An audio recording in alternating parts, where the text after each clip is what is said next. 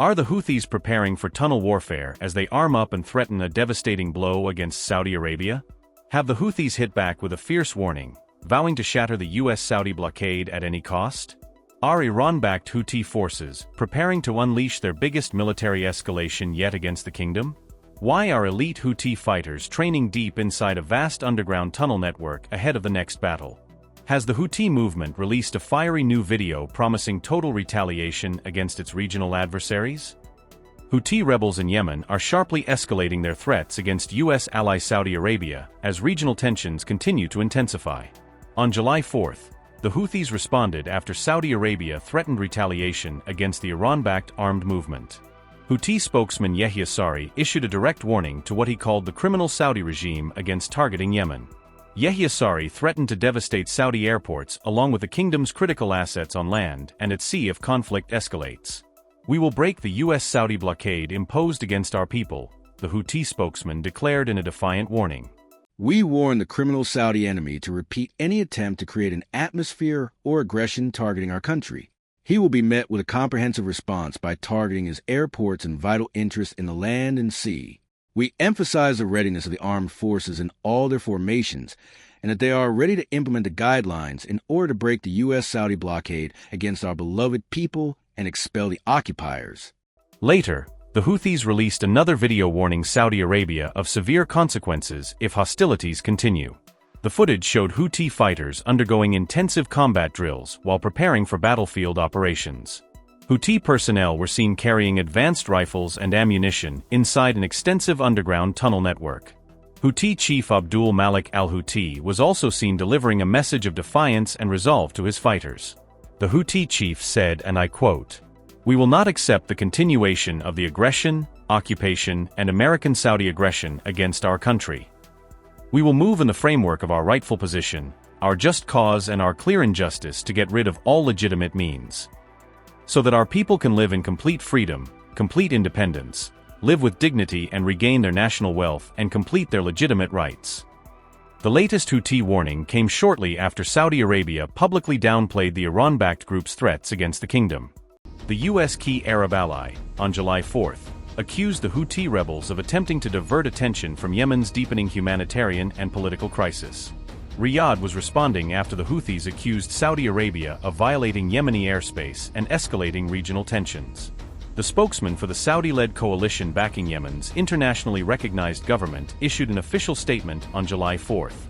Turki al-Malki accused the Houthis of fueling dangerous escalation and engaging in increasingly hostile behavior across the wider Middle East.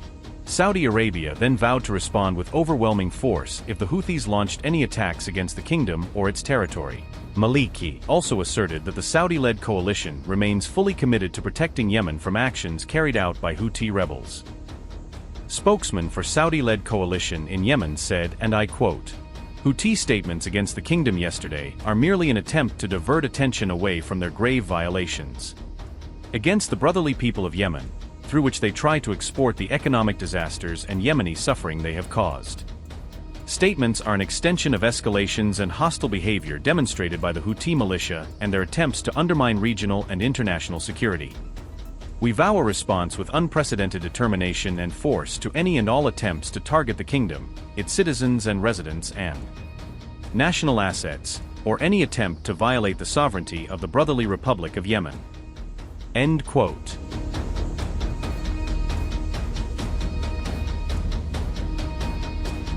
The remarks came barely a day after Houthi spokesman Yahya Saree issued a direct warning to Saudi Arabia, sharply raising tensions once again.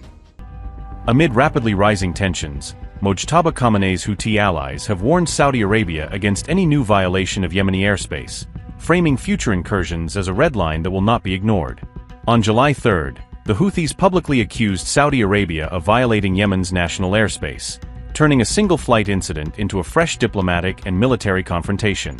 The group claims Saudi warplanes tried to block an Iranian civilian aircraft in mid-air, portraying the move as a dangerous act that crossed all acceptable boundaries. According to the Houthis, the aircraft was simply attempting to land at Sana'a International Airport, when Saudi jets allegedly moved in to obstruct its approach.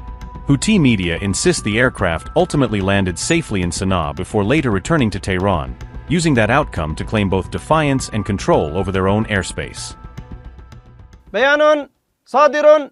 This morning, Friday, at 5:20 a.m., a formation of Saudi enemy warplanes violated Yemeni airspace in an attempt to prevent an Iranian civilian aircraft carrying more than 200 stranded, wounded, and 6 citizens from landing at Sana'a International Airport, which is along with Yemen, has been under an unjust blockade for nearly 11 years. However, thanks be to Allah, their attempt failed through the interception of the warplanes by the Yemeni armed forces that thwarted this attempt by targeting the warplanes with a number of air defense missiles, forcing it to leave Yemeni airspace by the grace and power of Allah.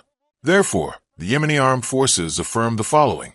First, we warn the criminal Saudi enemy against repeating any attempt to violate our airspace or any aggression targeting our country. Such actions will be met with a comprehensive response, targeting its airports and vital interests on land and sea. Second, we will not accept the continuation of the unjust Saudi American blockade on our country indefinitely, and we will take all legitimate steps to end this blockade. Third, we call upon our dear people to continue the general mobilization and combat readiness in response to the call of our leader, Syed Abdul Malik Badr al-Din al-Houthi. May Allah protect him. Fourthly, we affirm the readiness of the armed forces in all their formations for any options the leader may decide upon, and that their fingers on the trigger to implement directives aimed at breaking the Saudi American siege on our dear people and expelling the occupiers. Finally, we stress the necessity of ending the siege and the control over Sana'a International Airport. We commend and deeply appreciate the position of the Islamic Republic of Iran in taking the initiative to break the siege and transport the sick, the stranded, and the official and popular delegation participating in the funeral of the martyr, Sayyid Ali Khamenei. May Allah be pleased with him. We affirm the continuation of flights between Sana'a and Tehran airports, Allah's willing, to break the siege and alleviate the suffering of our dear, oppressed Yemeni people, whatever the consequences and repercussions.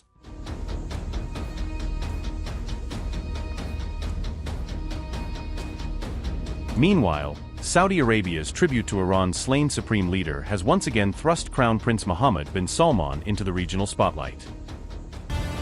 A Saudi delegation led by Deputy Foreign Minister Walid al-Karaji paid tribute to Ali Khamenei during the state funeral in Tehran. Saudi officials offered their respects as Iran held funeral ceremonies for its former supreme leader on July 3rd.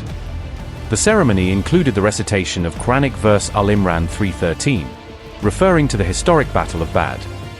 The verse describes 2 armies, one fighting in the cause of Allah and the other as disbelievers. It also says that Allah grants victory to whomever He wills, drawing widespread attention.